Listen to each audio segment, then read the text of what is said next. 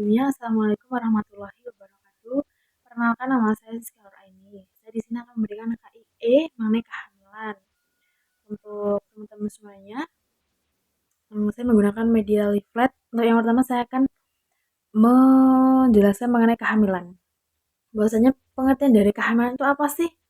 Pengertian dari kehamilan itu adalah di mana seorang wanita membawa embrio fetus. Maksud dari embrio fetus adalah terjadinya perkembangan di dalam perutnya.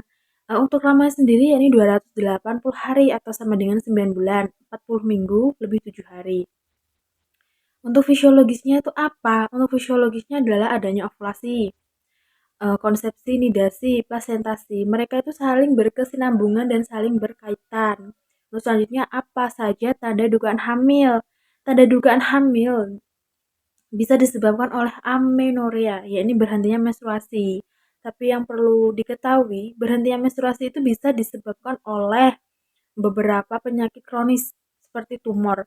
Mungkin juga dari aktivitas ibunya yang kurang sehat, dari nutrisi atau makanan dikonsumsi juga tidak sehat. Kekurangannya serat, sayuran hijau, dan buah-buahan. Bisa juga dari perilaku ibunya. Mungkin ibunya dulu pernah merokok ataupun mengkonsumsi alkohol. Terus selanjutnya ada ngidam, ada payudara tegang, terus sering buang air kecil. Terus yang perlu diperhatikan, terjadinya hiperpigmentasi pada kulit, yakni di mana terjadinya perubahan. Contoh adanya di koasma gravidarum di pipi, ada hitam-hitam, leher hitam.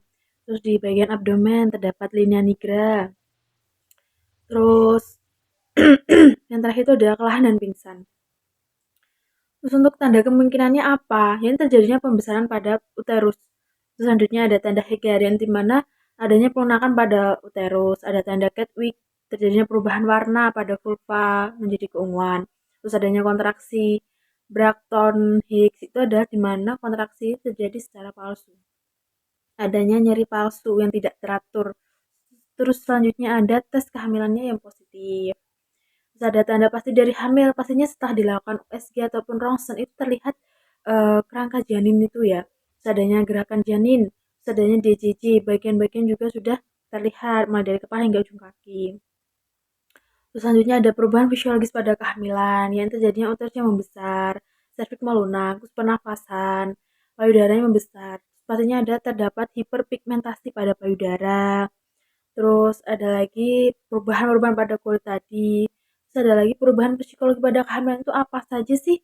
Pastinya pada trimester pertama, ibu hamil akan mengalami yang namanya tidak percaya diri atas kehamilannya.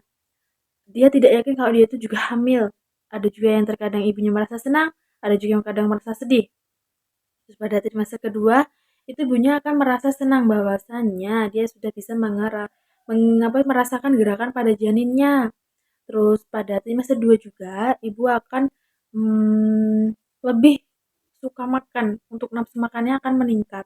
Pada trimester yang ketiga nih, yang ketiga, ibunya kembali waspada. Karena apa? Bahwasanya dia akan melakukan proses persalinan. Dia pasti berpikir, bagaimana nanti persalinan saya, bagaimana anak saya. Seperti itu. Lanjut untuk slide yang selanjutnya, teman-teman. Masih dalam kehamilan yang kita bahas. Yang pertama adanya kunjungan ANC. Kapan sih ibu hamil itu harus melakukan kunjungan ANC?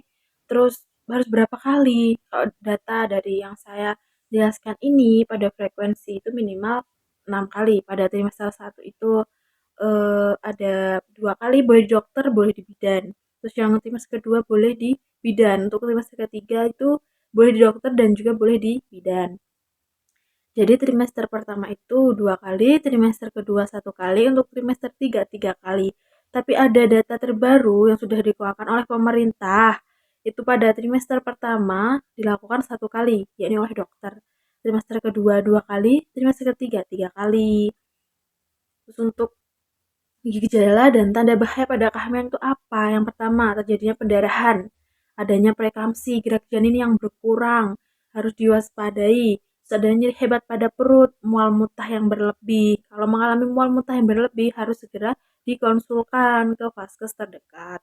Terus selanjutnya adanya nyeri waktu saat BAK, adanya infeksi saluran kemih. Selanjutnya program ANC terpadu itu apa saja sih yang harus diperiksa?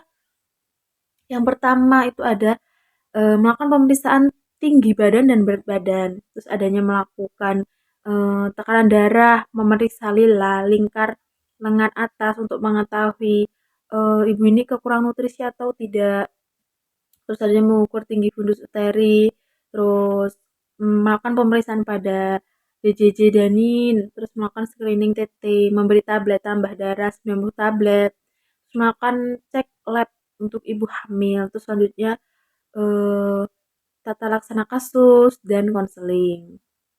Terus ketidaknyaman pada kehamilan itu apa aja? Pastinya mual muntah di pagi hari. Terus adanya sering BAK, pasti itu. Terus gatal, hidung tersumbat, idam juga, dan kelelahan. Jadi harus istirahat yang cukup.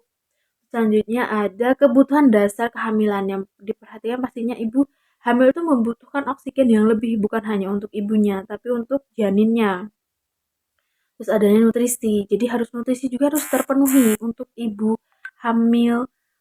Bahwasanya kan nutrisinya bukan diserap oleh dirinya sendiri, tapi melainkan dari janinnya. Terus adanya harus menjaga kebersihan nih, pakaiannya juga harus yang nggak ketat, menyerap keringat. Terus memakai bra yang dapat menopang payudaranya.